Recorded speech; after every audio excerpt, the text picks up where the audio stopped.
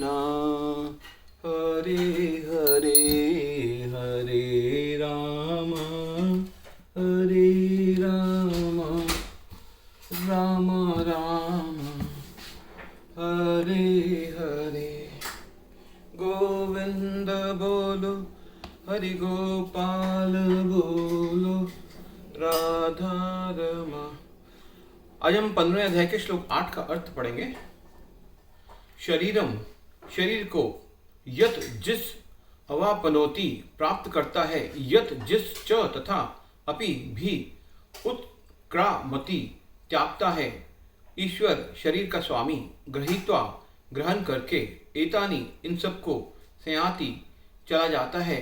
वायु वायु गंधान महक को इव सदृश आश्चात स्रोत से। इस संसार में जीव अपने देहात्म बुद्धि को एक शरीर से दूसरे शरीर में उसी तरह से ले जाता है जिस तरह वायु सुगंधी को ले जाता है। इसी प्रकार वह एक शरीर धारण करता है और फिर इसे त्याग कर दूसरा शरीर धारण करता है। तात्पर्य, यहाँ पर जीव को ईश्वर अर्थात अपने शरीर का नियामक कहा गया है। यदि वे चाहे तो अपने शरीर को त्याग कर उच्चतर योनि में जा सकता है और चाहे तो निम्न योनि में जा सकता है। इस विषय में उसे थोड़ी स्वतंत्रता प्रताप है। शरीर में तो परिवर्तन होता है, वे उस पर निर्भर करता है। मृत्यु के समय वह जैसी चेतना बनाए रखता है वही उसे दूसरे शरीर तक ले जाती है। यदि वे कुत्ते या बिल्ली जैसी चेतना बनाता है तो उसे कुत्ते या बिल्ली का शरीर प्राप्त होता है।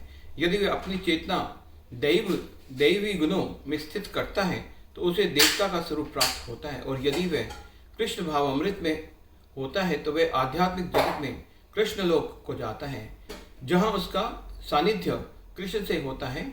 यह दावा मिथ्या है कि इस शरीर के नाश होने पर सब कुछ समाप्त हो जाता है। आत्मा एक शरीर से दूसरे शरीर में देहांतरण करता है और वर्तमान शरीर तथा वर्तमान कार्यकलाप ही अगले शरीर का आधार बनते हैं। कर्म के अनुसार भिन्न शरीर प्राप्त होता है और समय आने पर यह शरीर त्यागना होता है। यहाँ यह कहा गया है कि सूक्ष्म शरीर जो अगले शरीर का बीज वाहन करता है, अगले जीवन में दूसरा शरीर निर्माण करता है। एक शरीर से दूसरे शरीर में देहांतरण की प्रक्रिया तथा शरीर में रहते हुए संघर्ष करने को कर्षति अर्थात जीवन संघर्ष कहते हैं। श्रोत्रम चक्षु स्पर्शनम च रसनम घृणम एव च अधिष्ठाय मन च अयम विषयान उपसेवते।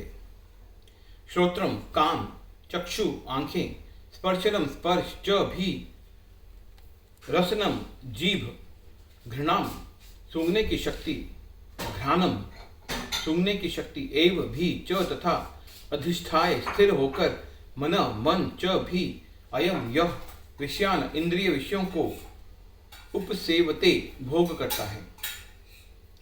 इस प्रकार दूसरा स्थूल शरीर धारण करके जीव विशेष प्रकार का कान, आंख, जीभ, नाक तथा स्पर्श इंद्रिय त्वचा प्राप्त करता है जो मन के चारों ओर संपुंजित है।